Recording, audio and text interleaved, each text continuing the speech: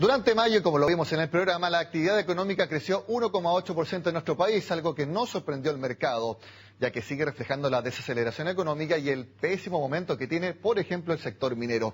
Queremos analizar qué hay detrás de la cifra entregada por el Banco Central y para eso nos acompaña Benjamín Sierra, economista jefe de Scotiabank Chile. Benjamín, gracias por estar nuevamente con nosotros. Gracias a ustedes por invitarnos. A ver, en las proyecciones para el IMASEC de mayo, después de conocer los sectores productivos, hace tiempo que no se había un rango tan amplio de estimaciones. Lo conversábamos antes, estaban algunas bajo 1% y otras sobre 2%. Finalmente fue 1,8%. ¿Estuvo dentro de lo que tenían ustedes previsto para el mes? Bueno, nosotros habíamos previsto exactamente un 1,8%, pero el rango del mercado era grande, como dices tú, y uno de los factores que hizo que ese rango fuera grande, yo creo que influyó decisivamente, es que los días hábiles fueron 3 más que en mayo del año pasado. Y eso obviamente que siempre genera algún grado de incertidumbre adicional al grado de incertidumbre normal que ya tiene el cálculo del IMASEC, porque incorpora sectores servicios que son difíciles de identificar. ¿Por qué es tan complicado ver cuánto influye un día hábil más? Porque depende del día. Por ejemplo, un día viernes o sábado es muy bueno para el comercio, no así un día lunes o martes, por ejemplo, para dar una idea. Exactamente, no es homogéneo, digamos, respecto a todos los sectores y no es homogéneo en el tiempo tampoco. Por mes, en el mes. Hay algunos claro, meses en los que los días hábiles adicionales son muy significativos y en otros que tienden a hacerlo menos. Entonces ahí hay un problema estadístico que aumenta la incertidumbre en el cálculo. Exactamente, entonces 1,8% con 3 días hábiles más este mayo respecto a mayo de 2015. Ahora la pregunta es, ¿hay que tener en consideración esos 3 días hábiles para decir realmente cuánto fue el crecimiento de la economía durante ese mes? Porque yo, por ejemplo, vi algunos cálculos de analistas en Twitter durante la jornada que decían que si Chile o este mes no hubiera tenido esos 3 días hábiles más respecto a 2015, el crecimiento habría sido nulo. Algunos hablan de un crecimiento de 0,7%. ¿Cuál es que quedarse entonces? ¿El 1,8% de la cifra oficial? ¿O lo que en verdad debimos haber crecido si no hubieran estado esos 3 días hábiles más? Yo diría que el 1,8% yo lo dejaría fijo, ya, pero sí el hecho de haber tenido 3 días hábiles adicionales y haber tenido una base de comparación que era muy baja, porque mayo del año pasado el IMASEC creció un 1,2%, claro, eso sí nos ayuda. dice, claro, que la variación es objetivamente muy baja, digamos. Independiente que me quedo con el 1,8%, porque sobre cuál es el resultado alternativo podemos discutir bastante tiempo, digamos. Yo preferiría quedarme con el 1,8%, pero saber que es un 1,8% bastante débil. Para lo que uno podría haber esperado. Por sectores, impulsó comercio, aunque en menor medida que otros meses, impulsó servicios, y algo que no me llamó la atención, pero hay que volver a reiterarlo, es lo que está pasando en la minería. El IMASEC minero, recordemos que desde el mes pasado el Banco Central entrega IMASEC general, IMASEC minero e IMASEC no minero. En esta ocasión el IMASEC minero cayó nuevamente 2%. Cayó menos que la entrega anterior, pero sigue cayendo. ¿Está en esa actividad la mayor deuda de nuestra actividad en estos momentos, en el sector minero, el fin de las inversiones debido al fin del superciclo del cobre? A ver, yo diría que hay un efecto minero que es importante, pero hay que tener en cuenta que la minería, en el cálculo del valor agregado que aporta a la economía, influye mucho la ley del mineral. Y esto ya nos decía el INE, que la ley del mineral que se produjo o que se extrajo durante mayo fue más baja de lo esperado. Entonces ahí tenemos un factor de volatilidad que es constante en el cálculo del sector minero.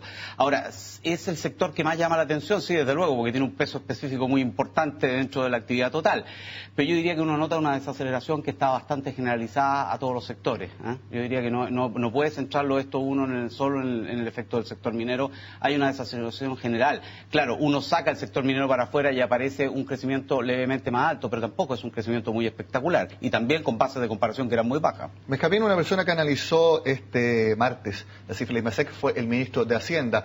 Y él señaló que Chile está todavía navegando bien en aguas turbulentas. Bueno, quisiera mostrarte a ti y a las personas que nos están viendo en sus casas cómo han sido las aguas turbulentas por las que ha estado la economía de nuestro país y también cómo ha sido el crecimiento de Chile en lo que va de 2016, donde tenemos un promedio de apenas 1,7% de crecimiento. Como vemos en esa gráfica, en enero Chile creció apenas 0,8%.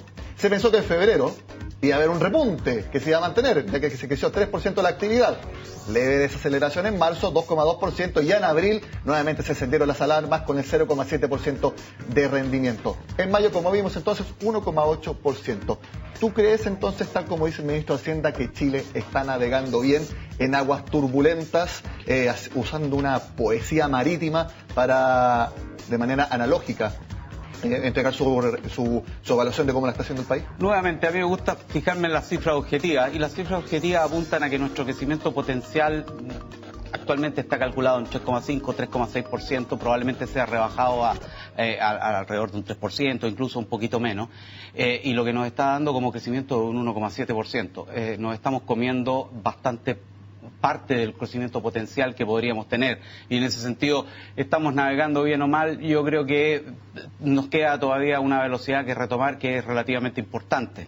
Y aquí, siguiendo en esta analogía para que hagamos un juego, ¿es el capitán del barco el que no está haciendo las cosas bien, refiriéndome al gobierno, o son, por ejemplo, los marineros, que sería en este caso el sector privado, el que no está haciendo lo suficiente para invertir? Y ya hablábamos de la confianza empresarial antes de que empezara la entrevista, sobre que ha bajado fuertemente, lo llamamos de hecho en el programa. ¿Dónde podría estar entonces la razón de que no estemos creciendo al PIB tendencial? Que, como tú decías, 3,6% fue lo que se dijo para el presupuesto de este año, y ya se habla que sería entre 3 y 3,3% para el presupuesto del próximo año.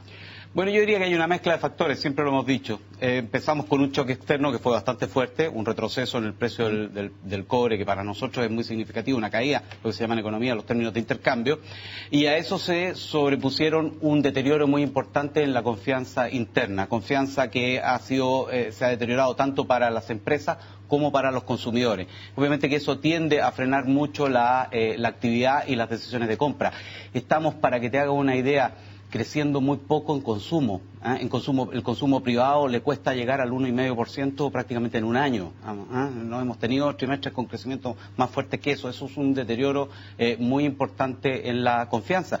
Porque si uno va a las cifras, por ejemplo, de empleo o de remuneraciones, se han ido moderando, pero todavía estaban en niveles altos. Por lo tanto, lo que tiene que explicar la diferencia necesariamente es un deterioro en las confianzas. ¿Y esta brecha de capacidad o holgura de capacidad debiera irse reduciendo en el corto plazo? Y pensando que quizá el PIB tendencial debiera ir siendo cada vez más bajo, más que el crecimiento concreto de la economía vaya siendo más alto. La brecha, a ver, el crecimiento potencial tiene varias cosas que lo determinan, entre otras está la inversión, y probablemente por ahí vamos a tener, como dices tú, alguna reducción en el crecimiento del PIB potencial, ¿no es cierto? Pero la verdad es que las brechas uno tendería a pensar que se van a ir incrementando en la medida en que estamos creciendo todavía bajo el potencial. O sea, si yo puedo crecer alrededor de un 3% y estoy creciendo un 1,7%, obviamente que eso me está generando una brecha adicional, eso es lógico, digamos. Ahora, ¿qué es lo que podemos esperar para los próximos meses? Hemos visto analistas que para junio, julio, dicen que van a venir meses peores. De hecho, que en los meses plenamente de invierno, incluso hasta agosto, deberían venir las cifras más malas del año y de ahí venir un repunte. Y ya estiman que el segundo trimestre, bueno, ya está jugado y que el crecimiento sería apenas de 1,3%, bastante menos que el primer trimestre de este año. Bueno, nosotros no estamos tan bajos todavía. Nosotros pronosticamos hace ya bastante tiempo un 1,7% con un sesgo a la baja, sesgo que estas últimas cifras han ido intensificando. ¿1,7% para el año completo? 1,7% para el año completo, pero con sesgo a la baja. Eso significa que durante el segundo semestre probablemente, de acuerdo a nuestros cálculos, estaríamos creciendo algo así como un 1,6%, pero con sesgo a la baja. Y obviamente que dentro de eso va a haber meses en que va a haber crecimientos un poco más fuertes y crecimientos un poco más bajos. Yo tengo la impresión de que junio va a ser un mes de crecimiento más bajo que lo que nos mostró mayo, ya desde luego por cifras estadísticas. No hay que ser un gran experto para darse cuenta de eso. Porque la base de comparación es bastante alta. Exactamente, y probablemente en julio también veamos alguna reducción adicional. Después veríamos algunos aumentos, pero también escalonados. Por ejemplo, a partir de las cifras, casi haciendo un análisis estadístico solo y a partir de las tendencias, uno supondría que, por ejemplo, octubre va a ser un mes de crecimientos bajos, digamos. O sea, vamos a tener de todo. Yo te pregunto porque nos queda poco tiempo. Tú mencionaste 1,7% de crecimiento anual como proyección con sesgo a la baja. Y si seguimos hablando de sesgos, ¿crees que el Banco Central ya debiera empezar a dar quizás un sesgo de que también podría haber una baja en la tasa de interés para impulsar la actividad económica, teniendo en cuenta lo que viene para los próximos meses? Yo creo que este es un antecedente adicional, pero el Banco Central donde tiene puestos los ojos es en el comportamiento inflacionario. Y ellos lo dicen muy claramente, y hay una manera de resumirlo muy claro en las minutas que publicaron ayer de la última reunión de política monetaria, donde dicen, ¿sabe qué? Para inflación los sesgos son equilibrados, pero realmente el costo de equivocarnos otra vez, en el mismo sentido que no hemos equivocado los 2 años anteriores, es más alto que el de equivocarnos hacia la baja. En ese sentido yo creo que eso de alguna manera yo creo que trasunta un mensaje de cautela. Van a ser cautos para retirar el cerco alcista. Perfecto. Vamos a ver entonces cómo se van dando las evoluciones, sobre todo de la economía nacional y las distintas políticas, tanto fiscal como monetaria, que tienen mucho que decir en cuanto al devenir de nuestra economía. Benjamín Sierra, como siempre, gracias por tenerte acá en Agenda Gracias a Económica. ustedes por invitarnos.